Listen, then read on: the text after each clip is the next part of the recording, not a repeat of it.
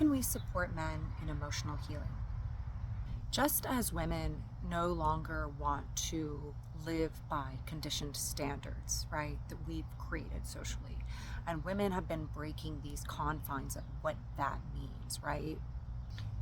Men also do not want to feel limited to the social conditioning that they have been expected, the role they've been expected to play, right?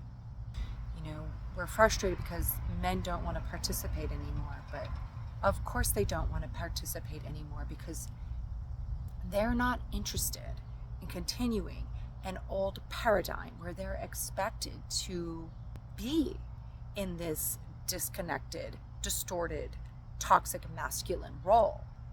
So if we want men to step up and we want men to be in their power, we have to hold space for the breaking down of the social conditionings. And I think that we really need to hold space for redefining what that means. Because as women, if we keep holding men to outdated expectations, right? And or updated expectations without creating a bridge, then of course the masculine is in removal and figuring out what that even means, right? As women, we have to hold space for men to step into a different way of being.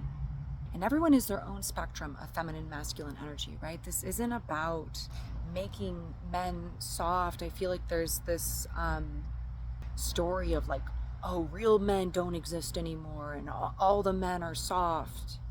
Or that being masculine means hyper toxic masculine. And see, these are all stories that are not authentic, right? You can be a highly masculine man and be balanced and honor and respect women and honor and respect men and hold space in your own being, right? You can be any spectrum of masculine and feminine energy, but the distortion lies in false expectations, right? Or expectations without recognition. And this is really why I talked about, holding space for men and created that video, because even in my feminine masculine talk, I really was speaking more from the feminine perspective. And women are frustrated, but I don't think women even, necessarily feel like they even have the tools to support men. But it takes, looking at that differently, right? Rather than projecting your frustrations onto him because he's not doing something or expressing himself, right, the way that you see it. If you can see he's having a different experience, right, but also still carrying the emotional wounding, right? And really look at what are your expectations of him? Are you expecting him to show up in ways that you're not showing up for yourself? Or are you taking accountability for his journey? Because I think this is a huge one, as women, we take on other people's responsibilities, right? And that is part of that distortion that needs to be broken and coming into your own feminine power. You are not meant to carry anybody besides yourself. So if you're carrying his baggage and then you're frustrated at him because you're carrying his baggage, you're the one that needs to put down his baggage. You're the one that needs to put down his journey, his path. He's responsible for that. This is why I talk about the energy of like getting your partner to do something, right? Because a man is going to do what he wants to do and he's not going to do what he doesn't want to do, right? So it's a complete waste of your energy, right? If you're trying to get him to do something, right? Like really sit with that. If that's triggering you, sit with it. Because the feminine is an attraction. Think about it like this. Say you're going to a party with your man with like activities or something, I don't know, So you're going to this thing and there's activities and you're excited about it, right? You're like, oh, I'm super excited to take you here. And hey, you want to check out this thing? and you're super excited, right? They have horseback riding. I don't know what this party is, right? We're gonna roll with it. There's horseback riding at this party, okay? And you're like, oh my gosh, yes, like I'm super excited, babe. We gotta go ride horses today, right? And he goes, definitely not, right? He's like, no, I'm definitely not doing that. And we've all been here, right? At this moment, right? What happens in this moment, okay? Are you gonna throw an emotional pity party, right? Or are you gonna have a conversation, okay? Because there's something actually you could unpack here, right? Like, oh, like, oh, you don't wanna ride horses? Like, do you not like horses? Or, tell me more, right? Maybe he had like a really bad childhood experience where he fell off a horse, right? But if you go into reaction, right? And you're like, there was one thing I wanted to do here. I came to this party for one reason. I wanted to ride horses, right? Now you're on one about like, you're in a horrible mood, horrible attitude. You don't get what you want to do. You came here, you're excited to ride horses. Now you don't get to ride horses and it's his fault. And he's lame because he doesn't do anything fun with you. He never does anything. Right now you're probably running some thing in your mind about your dude instead of like, unpacking a conversation. Then he's like, honestly, I had this really bad experience with horses growing up. It's not something I want to experience again, right? And then maybe you guys unpack that further and maybe you help him overcome a fear and then maybe you guys get to ride horses that day. Or maybe you unpack that fear. Maybe he doesn't want to ride horses that day still, right? But now you understand him on a deeper level. Now you know where he's coming from, and now you've created a safer place for him to open up and share his experience, right? That actually just took you guys deeper, right? And not only that, this is the attraction energy, right? Because now you're attracting him into deepening connection, deepening conversation, deepening your bond versus him feeling more lonely and more distant because you can't understand him, right? And his experience. And then maybe by the end of this conversation, right? And he's like, you know what? I appreciate you unpacking this with me, babe, but like, I just, I can't do it or whatever, I'm not ready. Or maybe it's just a fuck no, and that's okay. He's allowed to have his fuck no's, okay? He's allowed to have his own experience, right? But maybe it's not a fuck no, and maybe it's just a fear, right? So in having this conversation, and then you, right? Because you're not reacting, you're being in your power and you're recognizing his experience. And then you can be like, you know what? This is really important to me. I really want to ride horses today. So I'm going to do that, and then, I'm going to go do a loop. And then when we get back, we can go try out the unicycles, okay? I've never been to a party like this either. It's okay. Two things are happening here, right? One is just you being in your power and living life, right? Because that's codependency. If like you can't live your life within your own experience, right? Like, of course it's going to be more fun to go with him, but like if you can't find joy in your own experiences, right? How can you expect somebody else to find that joy and experiences with you as well, right? So again, you stepping into your power and choosing for yourself, right? And then on top of that, when you make that choice and going back, right, you've already unpacked this conversation with him. You've already unpacked the fear. You've made space for him to open up. And then he's chosen to not go with you. And then you've chosen and said, you know what, I'm going anyways. I want this. I need this in my life right now. That is the closest you're going to get to him coming with you, right? Because he in that moment may decide like, oh, wait, like if you're just, oh, you're going to go? Oh, so you're going to go, right?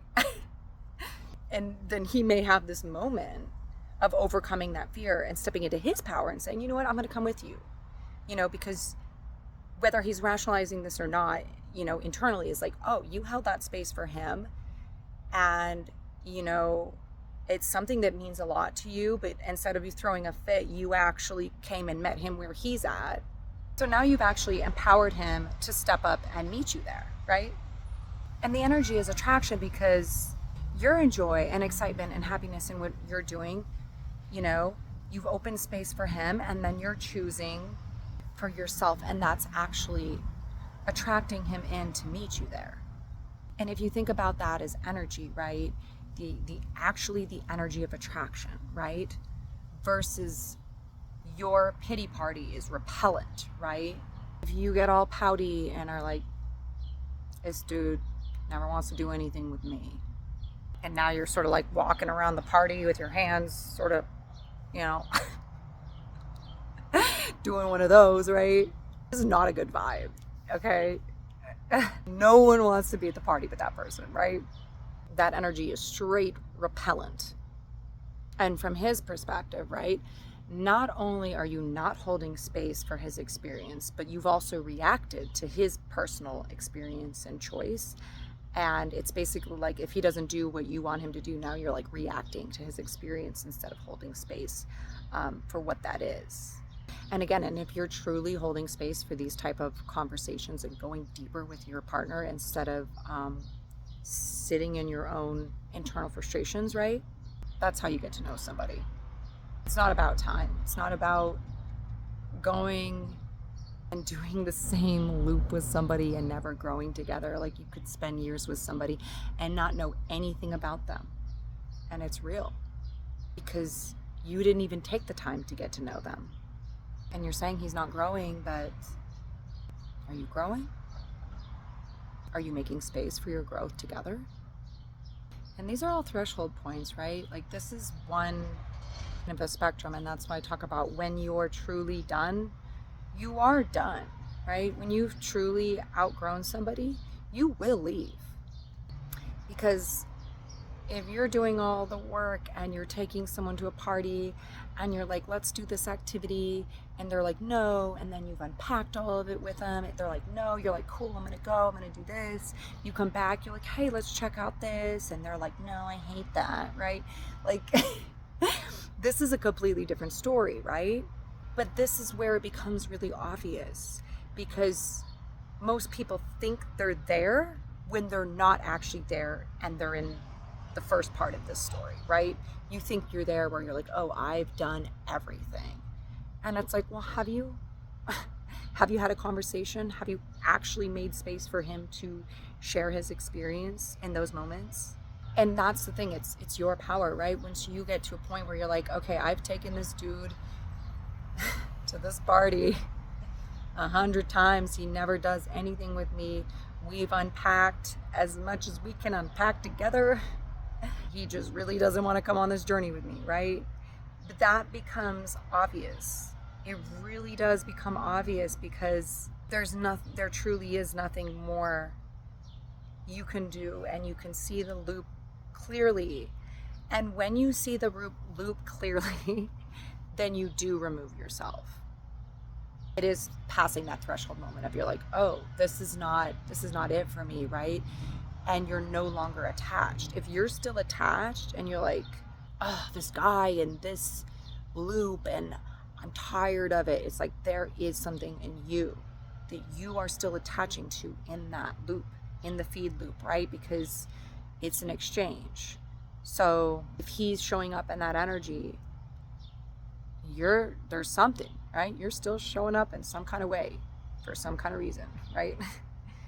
There's still an energetic exchange happening, you know, until when you break the energetic cycle there, right? Then there's no longer a tie. There's no longer an energetic exchange happening. And that's when you will feel that, like, I'm done. I'm over it. Like, he just doesn't want to come with me, you know? This is why, you know, when you find clarity in yourself, you find clarity in your relationships. I was on the phone with a friend today, and she goes, are you targeting my life? You know, I am totally here to call you out, 100%. I'm calling all of us out, right? I had to call myself out. I'm always calling myself out. I'm calling the collective out, right? And it's not meant to piss you off. It's pissing you off because it's triggering, right? Because these are things we need to look at. We're on the same team, you know. We all want to heal, right? We all want to be loved. We all want to be supported. And we're usually the ones We are the ones in our way, in our own way of receiving that, right? My words are meant to empower you, to give you keys for your own growth, for your own life, and for your own freedom. And it is hard to hear. The truth is hard to hear, for sure. Facing your own behavior and wounds is challenging, right? It takes making space for your own self-reflection, you know? Anyway, I'm here for the people who want tools to empower themselves and create a happier life, you know? What you do with them is up to you, right?